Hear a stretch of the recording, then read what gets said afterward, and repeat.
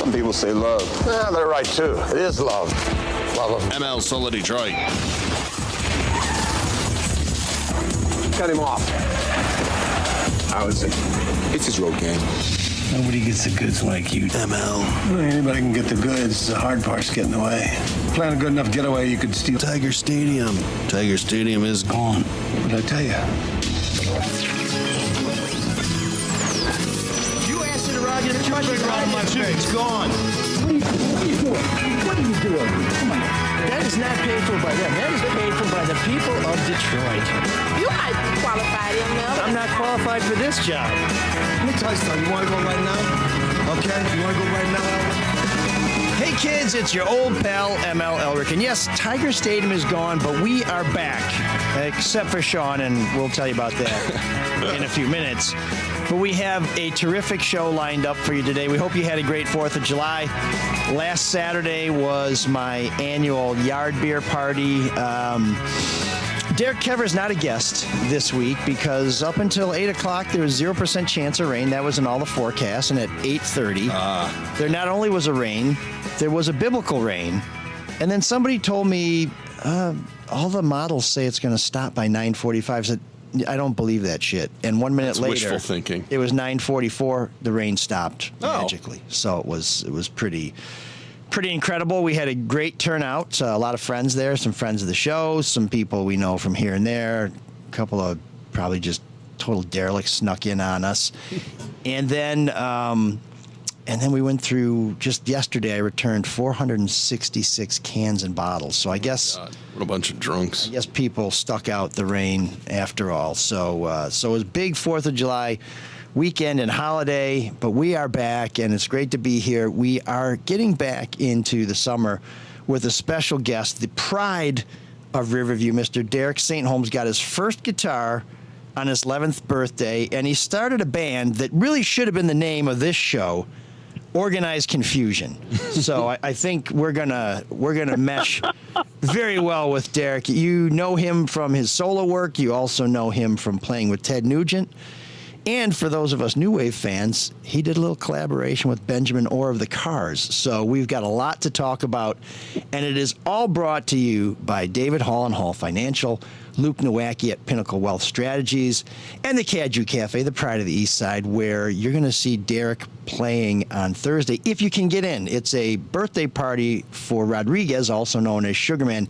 It's sold out, so if you don't have tickets, do not show up. But you will not be deprived of Derek's talents this week because he's playing at the Token Lounge in Hamtramck on Friday, and there are tickets available for that gig, so we highly recommend you go.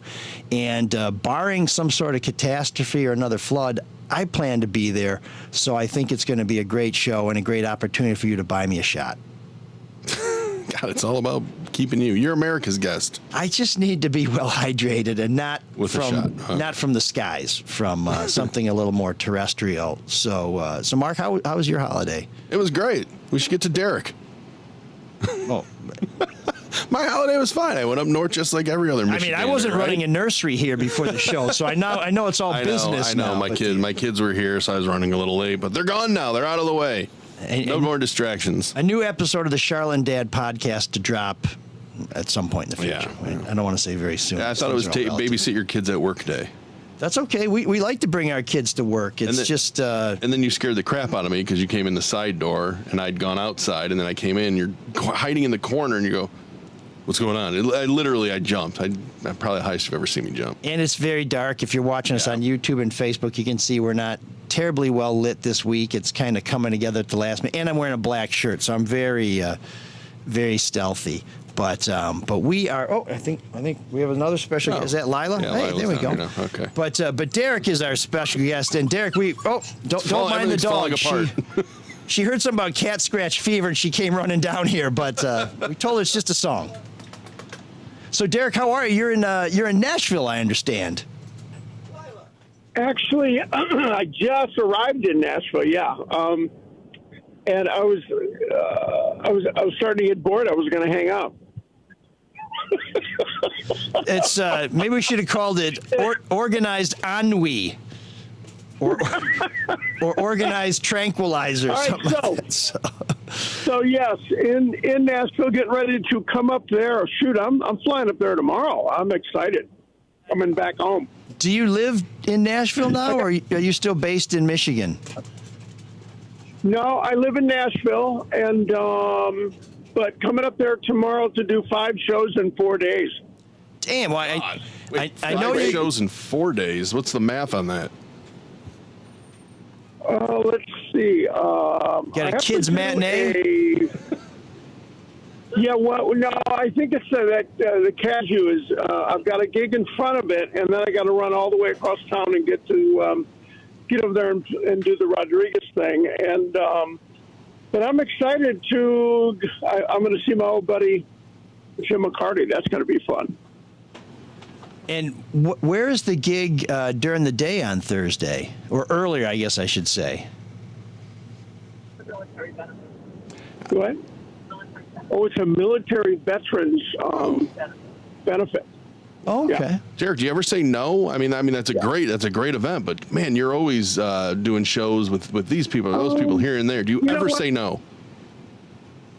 I never say no. I mean, at 70, I've had a really good life. I'm having a lot of fun. It's time to give back every day, and I love doing these things with first responders and police officers and military. I'm all about it, man. That's how we should all be, and how we should all give back and thank them for their service. So that's me. Yeah, it's hard to say no to that. But when you come back to Michigan, do people come out of the woodwork like, "Hey, remember me from 50 years ago? Can we hang out?" Oh yeah, I've already gotten a couple of texts. Hey, man, we're coming. You remember me? I'm going to be there. Can you get me in? and I'm sure that's maybe where you say no. I go, click. No. Yeah, or ghost them. No, they're actually buddies from back when neighborhood when you were kids. I'll get them, man. It's all good. No big deal. No big deal. So it'll be fun. How many of those folks that you started off playing with here in Michigan are still involved in the music industry? I mean, do they carry on in another direction, or are you the one guy who kind of broke out and built a career? I think I'm one of maybe four, and I really try to keep up with one, and he has since passed, but he also was in Nashville, and he was a guitarist in the city adjacent to my city, and we kind of were not really rivals, but we would keep an eye on who was together and a little bit ago, but I may say now, but he's a singer and had a few things. But bless him, yeah, I wasn't the only one that got out of the. Yeah, it's crazy, man. I mean, when you go back to, I grew up in Riverview, Michigan. You go back there and you look on a list of who got out and who did what. I'd be surprised. You cut out there when you what'd you say there? What was the last line? Yeah, we're having some trouble with the bag phone, Derek. We got. Have you got an iPhone handy, or even like a 6 or something? Yeah, no, we are in the car driving from Florida straight to Tennessee. So, what'd you get? Did you get the part where I was saying how great I was, or? Yeah.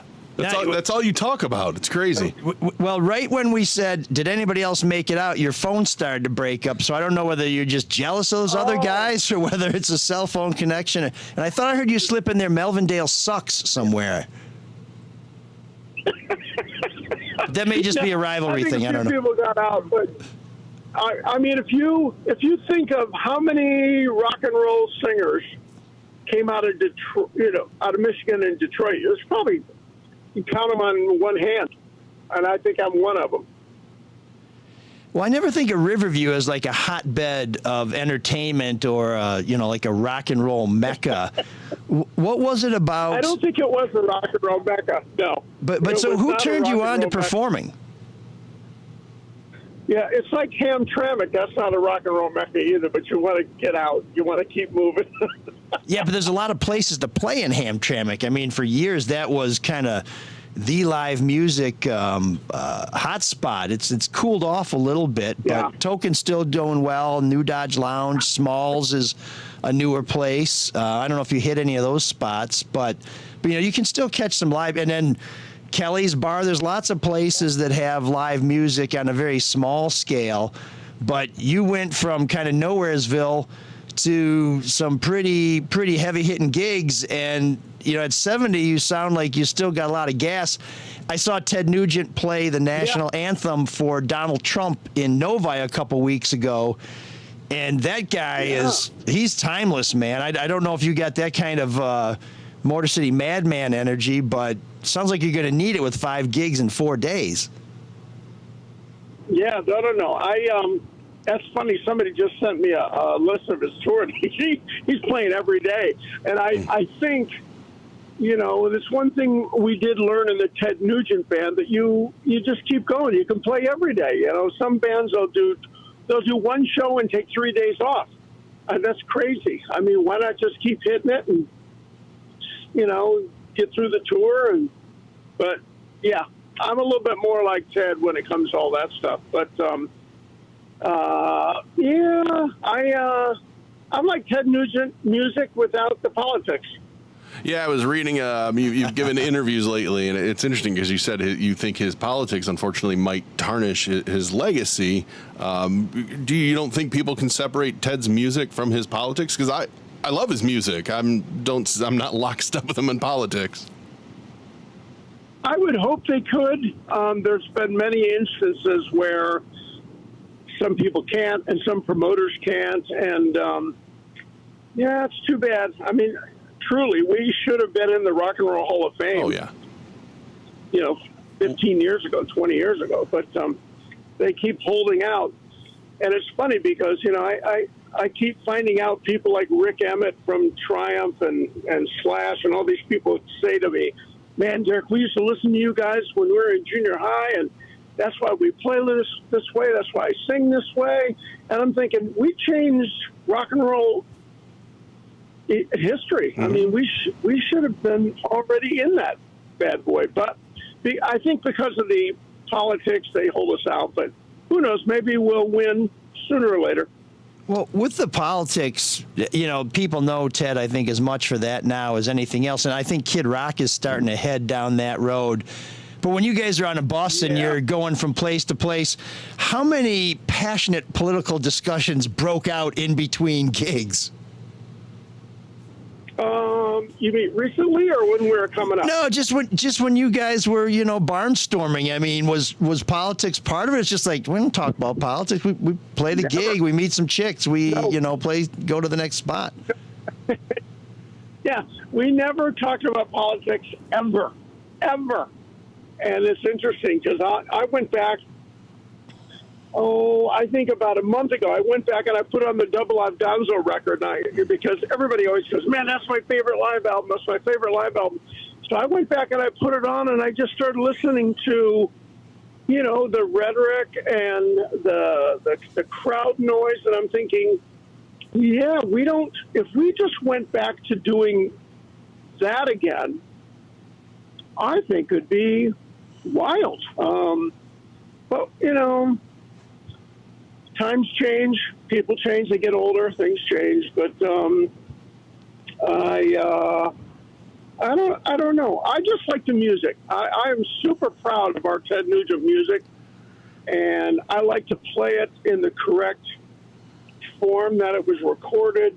You'll never hear me drop it down a half step or a full step.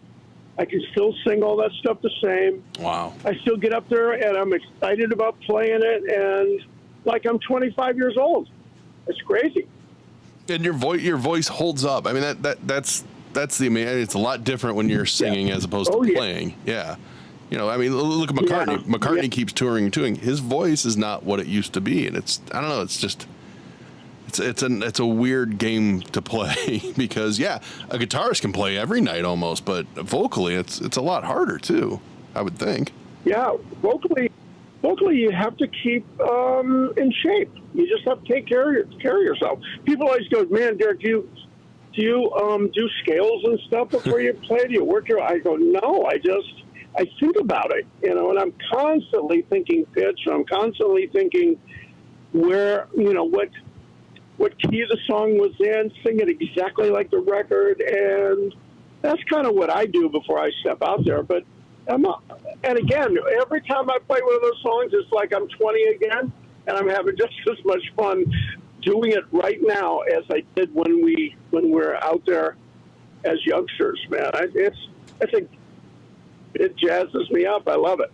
Now, that's interesting. You said you went back and listened to Double Live Gonzo again. Do you listen to it with just a critical ear, like, oh, I wish I would have done that? Or do you actually get to enjoy it, like, oh, I remember where I was when that happened? And do you feel the same way about a studio album? Yeah.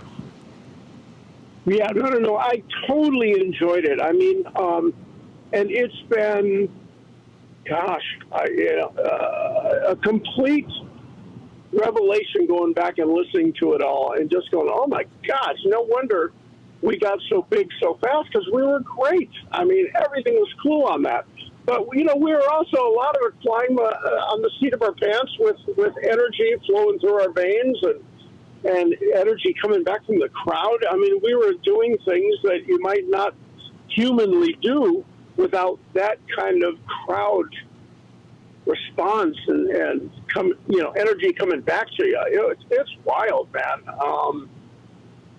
Somebody asked me the other day, what was it like playing California Jam 2 with 350,000 people? It was a trip. I mean, it was so far, you couldn't see the end of it. And it was just surreal, man. But, it's been a great life, fellas. It's been a great life, and it still keeps going on. I can't wait to get up there, and I can't wait to, play for the Vets. I can't wait to play at the Toga. I just love to play. So one of our Facebook watchers, Mary Justine, says, Derek's not playing with Ted anymore, is he? Do you ever play with them? I mean, are you guys still? And at some point there was a breakup. I don't know what happened there, but what kind of terms are you on? Oh gosh. I mean, at some point there was a breakup. I would say that was 1978. Right. That is water under the bridge. I mean, Ted and I are best buds. He's like my older brother. If it wasn't for him, I wouldn't even be at the table. So, I owe him a lot. And if it wasn't for me, he wouldn't have got famous.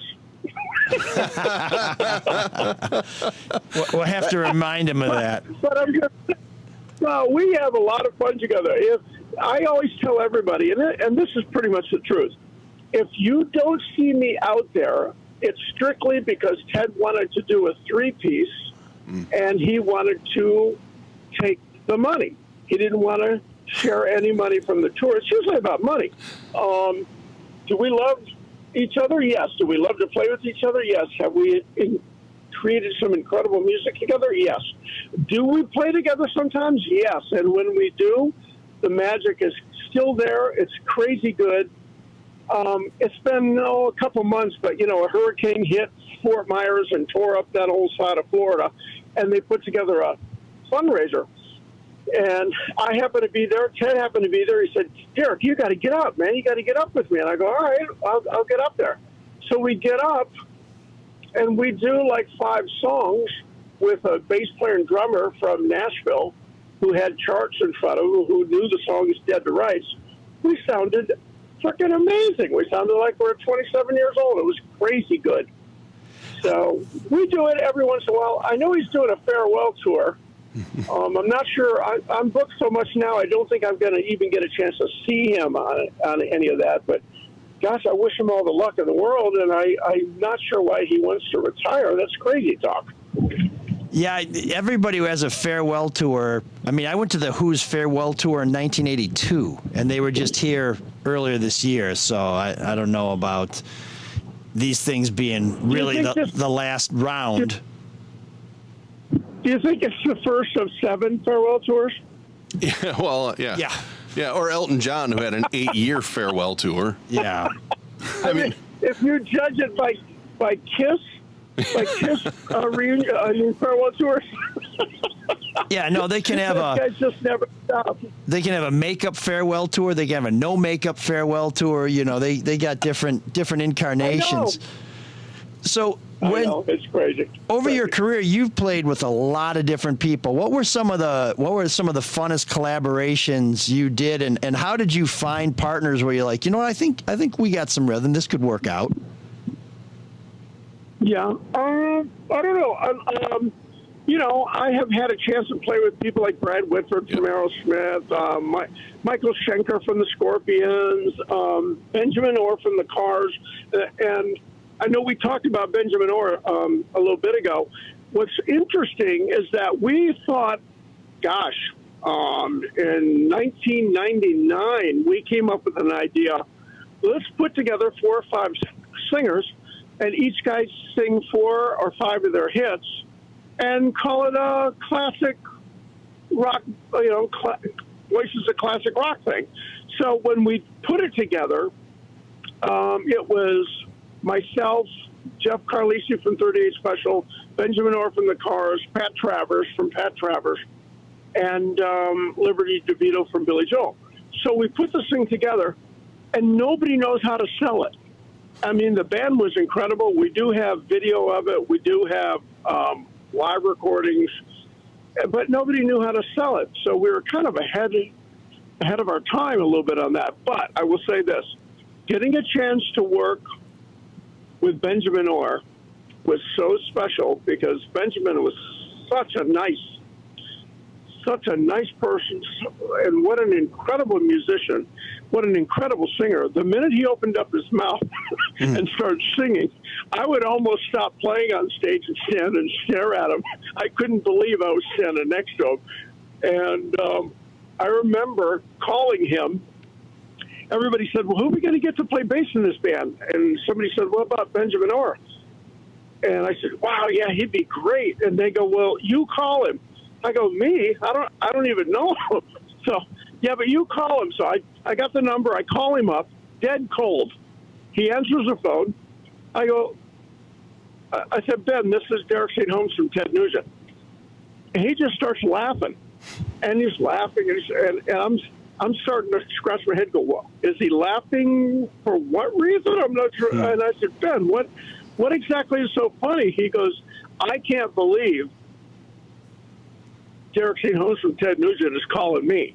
Oh, wow. To ask if I want to be in a band with him. And I said, oh, my God, are you kidding me? I'm a huge fan. He goes, oh, my God, I'm a huge fan. So it was just, you know, mutual admiration society instantly. And, gosh, he was just so good. He made you rise to the occasion. He made you want to be the best you could be every time you put on your guitar and stood in front of a microphone. So, yeah, man. He always amazed me, too, because he was the real deal. He would, seemingly to, at least to me, would take a back seat to Rick in the Cars, even though his vocals are some of the bigger songs, like Just What I Needed and Drive. I think Drive is him. And so what was it like working with him? And you're in a super group with Benjamin Orr. I got to imagine making that set list, there was some good arguments of like, no, and I'm sure Pat always wanted boom, boom, out go the lights. And it's, how do you craft a set list in a super group? Oh gosh, it was pretty easy, but you know, what was fun about Ben and I, you know, we're both from the Midwest. He's from Cleveland. I'm from Detroit. We both were in bands where everybody thought our vocal was somebody else's, you know, like everybody thinks my voice is Ted's, and everybody thought his voice was Rick's. And we laughed about that almost every day.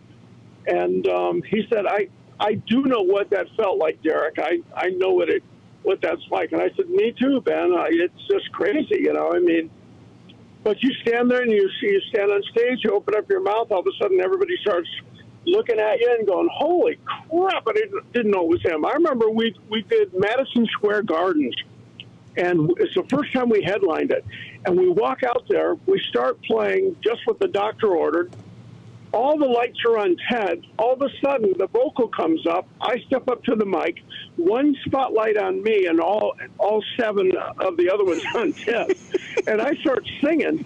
The whole audience turns their head towards me with a look of Who's this guy? disbelief. They just went, "What?" And I thought, well, nobody knew, because back then they told the publicist and everybody, just concentrate on Ted and blah, blah, blah, blah. But isn't that crazy? I mean, That's as nuts. a kid, I looked at that and went, holy crap, nobody even knows it's me, so Do you? kind of back then, yeah, it's weird.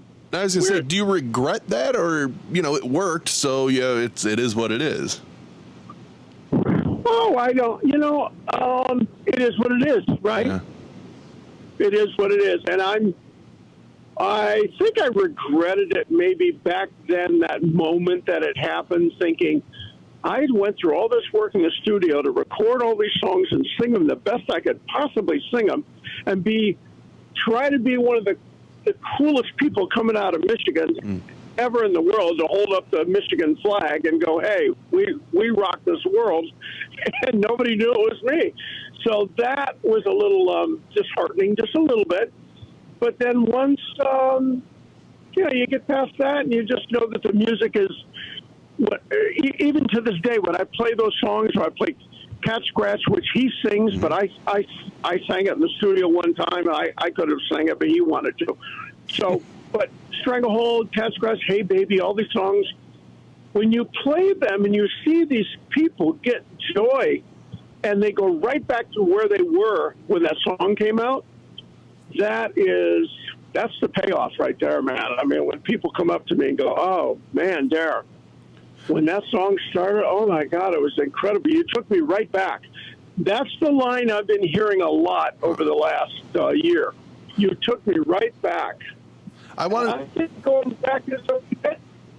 I wanted to go back to Benjamin Orr, because you guys start this super group and he gets sick, with cancer, and I know you were with him when he passed, but he still toured after being hospitalized, and I forget what kind of cancer it was, but you guys still toured. What was his energy like and mentality? I would think that would just drag anybody down. Yeah, it was pancreatic cancer. He said, fellas, I want to play as long as I can. And we said, well, you got it. I mean, it was even to the point where we'd help him out on stage a couple of the nights. He'd still sing and perform the same way. And that was his wishes. And at the end of his, just at the end of his life, he did look at all of us and he said, I want you guys to keep going. I want you guys to keep going. We said, yeah, we don't know, we didn't know if we could even do that without him. But we said, we'll try, we'll honor your wishes, and we'll try. But that thing was special, man. Every day we were in it, we knew it was special. And I don't know, maybe one day we've got a lot of footage. Maybe one day we'll do like a little documentary. That'd be fun. I was going to say, I'd love to just hear it. I mean, there's somebody should have recorded those live shows. It's got to be somewhere. Well, we have them. Okay. Get them out there. I have about 4 DVDs. Yeah. Oh. Yeah, you can find a couple songs on YouTube live. I know what live. Know what I'm doing after the show. I think it was I think they called it Itchaku Park. Okay. But now it's called Bonnaroo. Yeah. Okay. Well, you could find it there. And the band was called Big People. Yep. And what was funny, we really couldn't come up with a name, so we're all of us sitting around a table. Pat Travers goes, you know what? All my kids are little at home. He said, by the end of the week, I just want to go and be able to talk to big people. That's a great name, and because it's a super group, it works even better. You know what? So we said, shoot, Pat, that sounds great. Let's use that. So, it was funny stuff. But it was great. We had a good time with all that. But yeah, man, I've been real lucky. But I will say this: growing up in Detroit, you learn to bring the fire, and that's. I am so proud of being from Detroit and raised in Detroit. We play music a little bit differently than everybody else around the world does. We hit it a little harder, and I think you guys know what I'm saying. And it's, every gig is like a football team. You want to go out there and you want to beat whoever it is, and that's been instilled in me ever since I was, 9 years old. So we hit it hard, baby.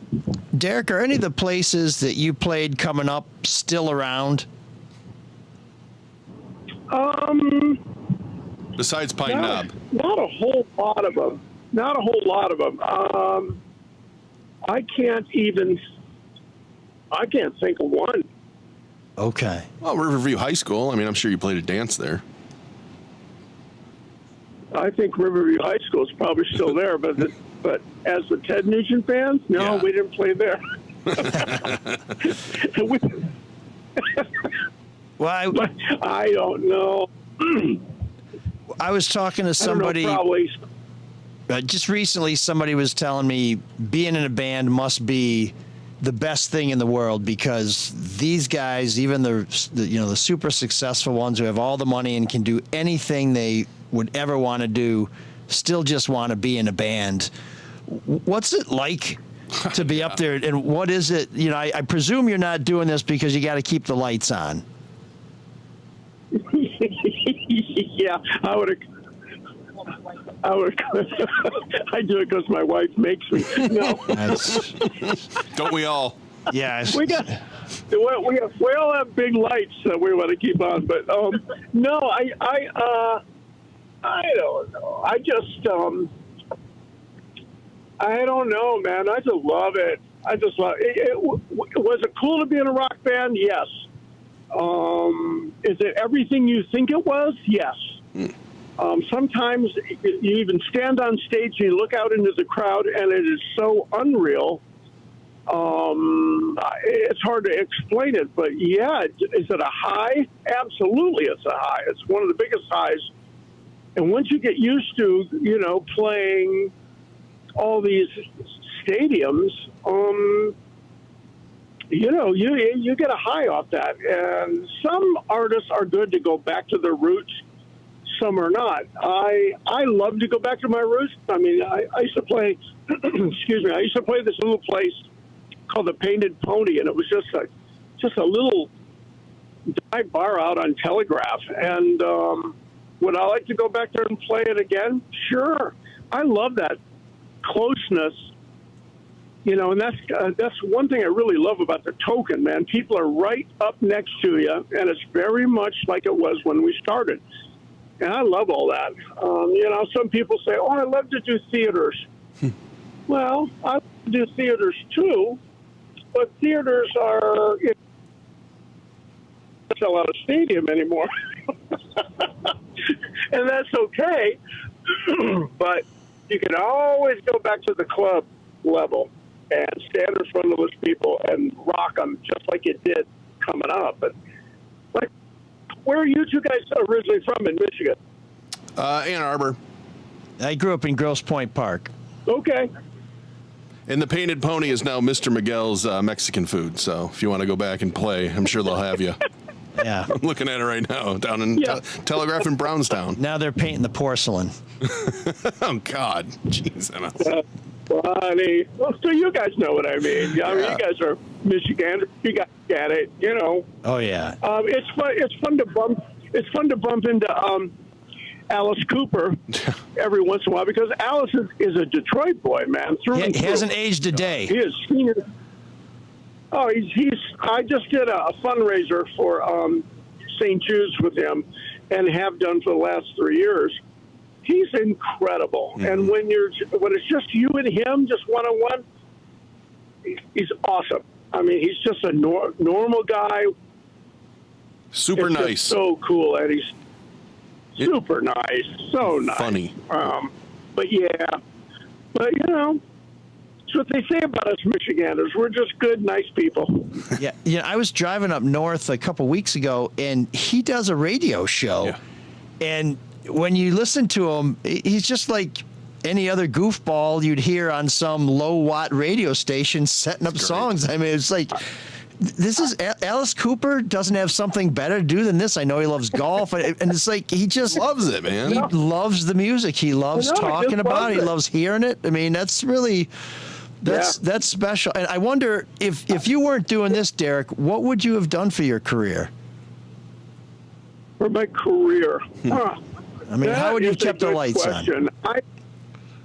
I don't know. I might have moved out to Wyoming and worked with horses on a ranch. Maybe I'm always kind of an outdoor kind of guy, but that's kind of how Ted and I kind of we bonded a little bit more than just playing guitar, because Ted's an outdoors man. You know, he loves the hunting and all that kind of stuff. I'm much more. I grew up with horses, so it's fun for me to be out. In my next life, I think I'll be a cowboy. Okay, well, that's not bad. I think Cowboys are coming back. Derek, you're going to be at the Token on Friday. We have a listener saying, where can people find some of your original work, some of your solo stuff? Where is there sort of a one-stop shop for Derek St. Holmes? Not really, not right now. Some of the stuff, is on Facebook, but mostly, just YouTube. The good thing about YouTube is, if you go to YouTube and or go to any of the, musical platforms, we get paid on it anyway. So if you do find it anywhere and you go buy it, it's all good, thanks to Astra. Yeah. But it's funny because I'm a big YouTube surfer for everything. Like if I wanted to go find out more about Ben, I get on YouTube and I check it out just like everybody else, Yeah, There's a lot of new cats coming up that I just want to check them out, and I go on. Who was it? I didn't know anything about this guy, Jelly Roll. I went on YouTube, checked him out. That's how you learn. It's just wild. Yeah, Wild, I tell you. It's Any you can good get lost in there. rockers out of Detroit right now? What's that? Are there any good rockers coming out? Are there any good rockers coming out of Detroit right now? I mean, everyone likes to point to Greta Van Fleet. They're really which is more technically like further up Genesee north. County, right? Yeah, Like yeah. Flint area. Yeah, Frankenmuth, I think. Yeah, I was gonna say not Flint, but maybe Davison or Grand Bank. I don't know, Derek. That begs the question: does people aren't playing rock music as much anymore because you can make beats on your computer and just speak into it, and that can be a song? I know. Does that drive you a little nuts? Yeah, Me too. it's a whole different kind of musical experience now. It's wild. Well, there's nothing like live music, and I think that's why people like going to see you and going to see Nugent and these guys that are up in age, but because they take you back to that day when live music was really just kicking ass. Yeah, and I got to tell you, we're not going to let you down because I feel the same way. When I play live, man, I'm going to hit it just the same way I always did, and I want you to walk away going, "Wow!" Yeah. And I mean, that's the whole thing for me. So, anybody comes out for any of these shows coming out, especially Token, we're going to slay that deal. It's going to be great. It's going to be fun. I leave it all laying on the stage there when I leave. Well, we appreciate it, Derek. Hopefully, I think I'll see you Thursday. Hope to see you on Friday. If you want to keep up with Derek, he does have a Facebook page, Derek St. Holmes. He's also on Twitter, and we'll put some links on our website. Derek, we really appreciate it. We look forward to welcoming you home later this week. And I don't have to tell you to give a good show because I know you will. So we'll just soak it all up. I appreciate it, guys. Thank you. It's been a blast, and I'll see you when I get up there. I'll come find you. We'll be the ones holding up the lighters. Yeah, big us out. Or no, it's you hold up your cell phone now with the lighter app on it, right? I mean, some crazy shit like that. But Derek's talking about not getting credit for being the front man on something, and I think I'm a big Pink Floyd fan, but Have a Cigar, which is a great Pink Floyd song. Everybody thinks Roger Waters sang it. Yeah. It's a guy named Roy Harper. He was like an Irish folk singer who happened to be at Abbey Road, and they said, we can't quite get the vocals right. Can you want to give it a try, Roy? So he does it, and David Gilmour's like, yeah, I'm not giving it the attitude it needs. Roger doesn't quite have the pipes. He's not hitting the notes right. Roy Harper goes in there, and if you ever watch an interview with me, he's like, that son of a bitch, Roger Waters. Everybody thinks it's me, it's Roy Harper. It's like, Roy who? But when somebody really hammers it, man, they own that song. And so when you are watching Ted or anybody else on YouTube, take a look at who's singing those songs. So one of our Facebook followers, Michael, says, Ted couldn't sing. Derek sang the shit out of Hey Baby. And Mary Justine, who's looking up, says Frame 42 is great, original music. So Derek getting a lot of love here back home, and we'll see him, on the east side, and we'll see him in Hamtramck. All right, thank you, fellas. Thanks, Derek. I appreciate it, man. Thanks. It was great. Thanks. All right. Thanks. And his phone started to come into range too. That's good. But What can you do?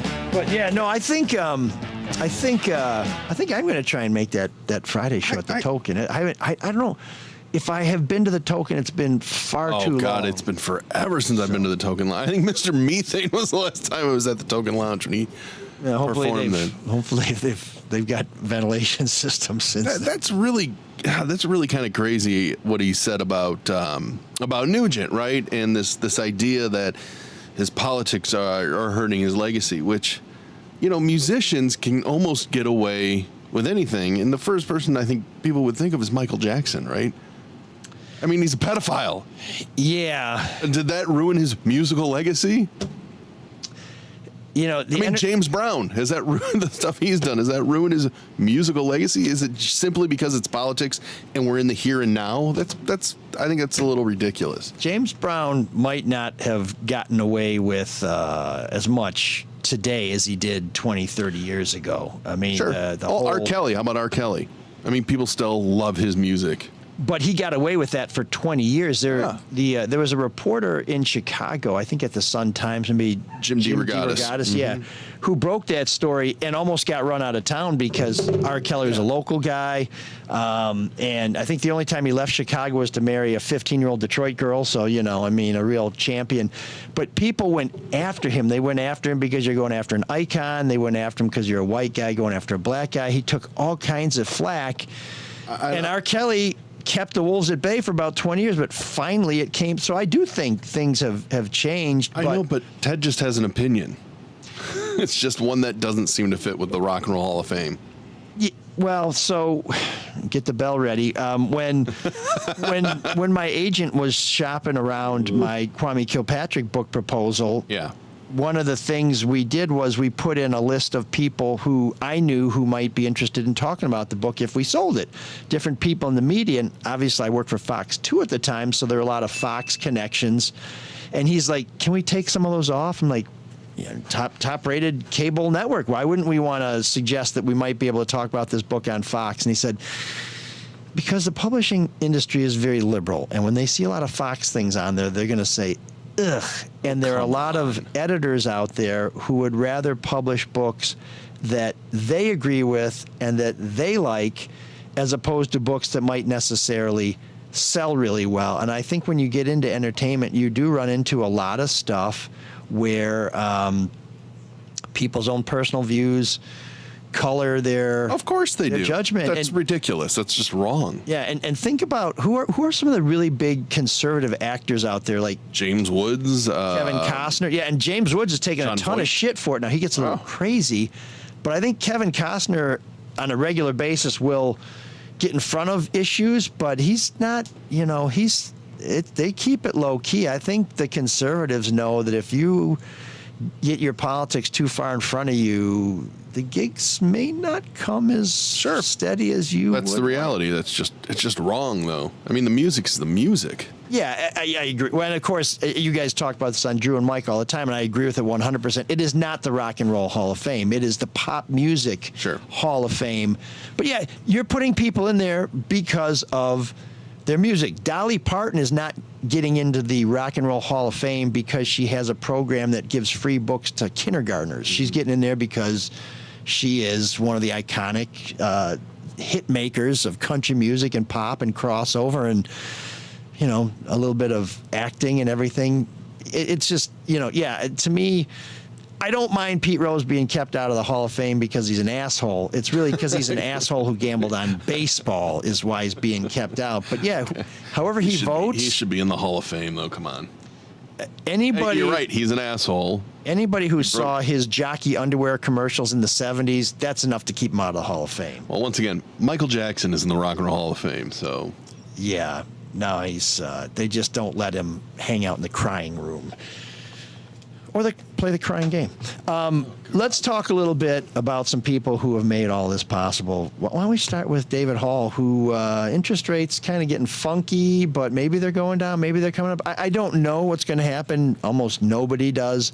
But I do know if you want to try and make one of your best deals, you should call Hall. Yeah, 866-CALL-HALL or callhallfirst.com. Honestly, all you can do is get the 5-minute mortgage review. See, can they save you money somewhere? Can they consolidate loans? Can I take equity out and pay off these other high interest debts or make home improvements? They can do a lot of stuff for you, but you got to ask. 866-CALL-HALL, callhallfirst.com. And if you're thinking about buying a home, get the 5-star certified pre-approval, because then when you find that house, pretty simple, have it done in no time. Another way to make money with our good buddy Luke Nowacki. He is an investor. He's a fiduciary. So he's going to do what's best for you and help you reach your financial goals. And he provides a free consultation as well. So you got to start now. There's no sense in waiting. Nobody can ever time the market, as ML was kind of alluding to. So give Luke Nowacki a call, 248-663-4748. See, you know, what can he do for you? Where are my plans? And how much money do I want to make in the future? Yeah, and all you fools trying to time the market, that is not the way to make money. The way to make the money you need for your retirement is to have a plan. And how are you going to come up with a plan? I'm pretty good with money. I can't come up with a plan. This is what Luke does. Yep. Let Luke come up with a plan. And he doesn't just say, here's what we're going to do. He's like, no, here's what we think we should do. And you still get to decide. It's still up to you, yep. Because when you call Luke, he will make it all about you, sweetheart. Securities and investment advisory services offered through Royal Alliance Associates Inc. Member FINRA SIPC. Royal Alliance Associates Inc. is separately owned, and other entities and/or marketing names, products, or services referenced here are independent of Royal Alliance Associates Inc. Oh man, the geeks have inherited the earth. Did I do that? What a dork. Does him wanting to play with us again mean that he's turning into a geek, or we're turning into cool guys? So I had some geeks lined up. I had... you look really pained over this selection. You okay? I'm not okay. I was going to hug it up. I was going to go all over Bob Huggins and, you know, whatever. Oh, fuck that guy. A disaster and disgrace he was. And then my man Jack contacts me and says, don't forget, 10 o'clock is when Michigan State football season ticket holders can buy their tickets at Ford Field for the Penn State game.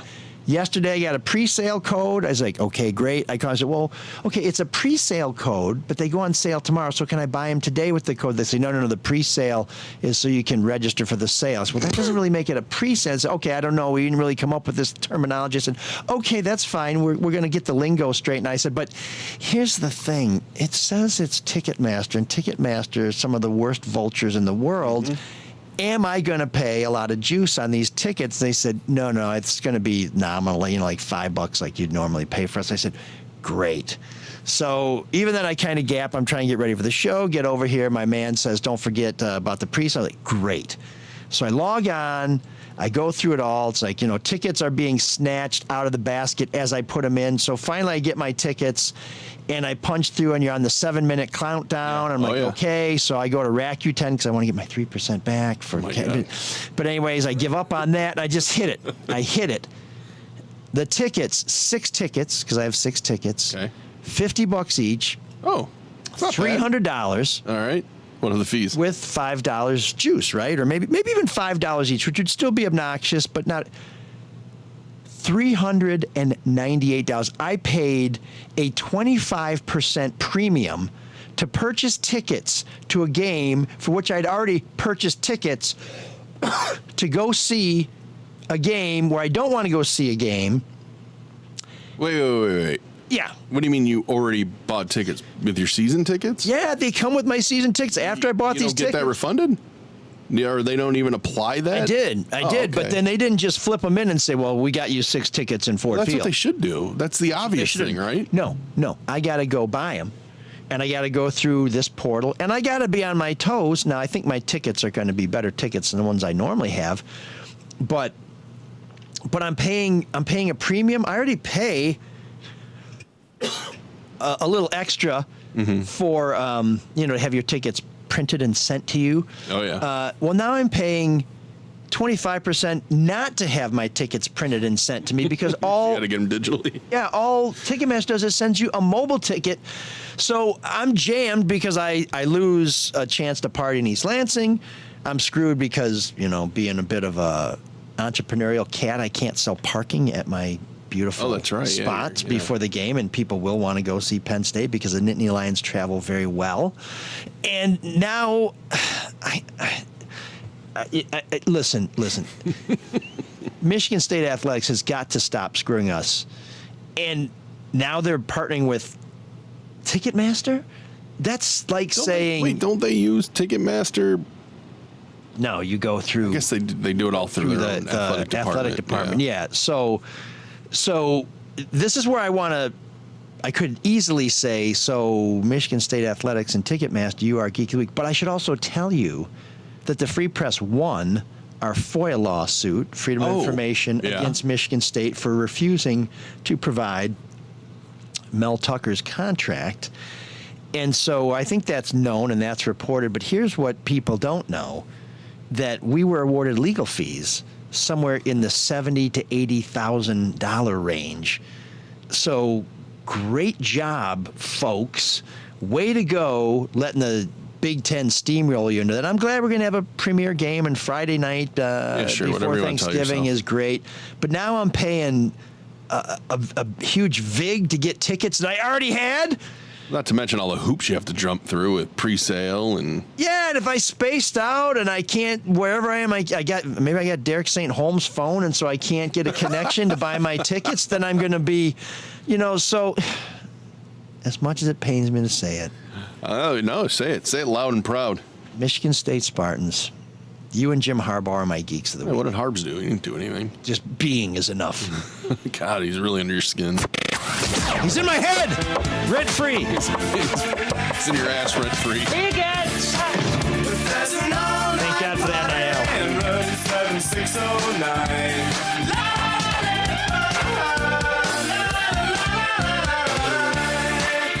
You can dance together all night if you've got the time.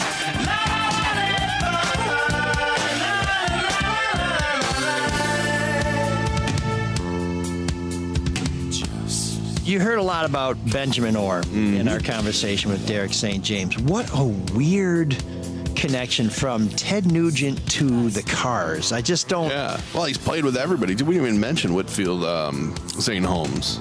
Yeah, no, I mean, and Derek... From Aerosmith? Yeah, no, so if we go through it real quick, Derek played with Brad Whitfield from Aerosmith. Whitford. Oh, Whitford, sorry. I think I messed it up, too. When I first saw it, I thought... Wait a minute, he played with the guy from the West Wing? Yeah, shut up! That's probably why I messed it up. No, yeah. It's different Brad Whitford. So he plays Whitfield St. Holmes. Then he plays with Michael Schenker from Scorpions, And I don't think the Scorpions get their due. I love the Scorpions. Then, his solo work, Pat Travers, everybody.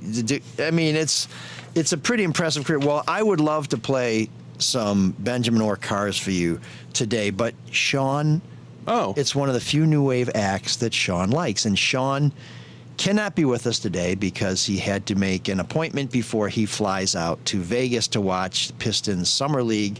So we are going to put the Cars and Benjamin Orr on hold. And you were right too, Mark. Some of these big Cars hits, everybody's thinking Rick Ocasek, or Rick Ocasek.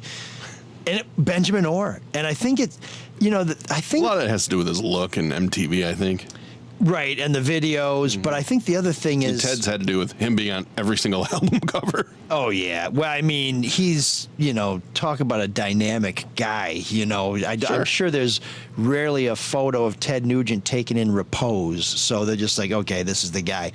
But I think one of the big thing was the cars was Rick Ocasek was such an unusual looking gentleman who was married to this amazing supermodel that I think that just captured everybody's imagination. And so with the other stuff, it's like, yeah, Rick Ocasek in the Cars. It's like, no, not quite right. So I have a great Cars tune sung by Benjamin Orr that we're going to play next week. But this week, Michael says, couple things. Next time you exalt the bass prowess of Andy Taylor, John Taylor, Andy Rourke, please remember Bruce Thomas and play Shabby Doll from Declan McManus's Imperial Bedroom in an upcoming Room 7609. Well, we will, and we shall.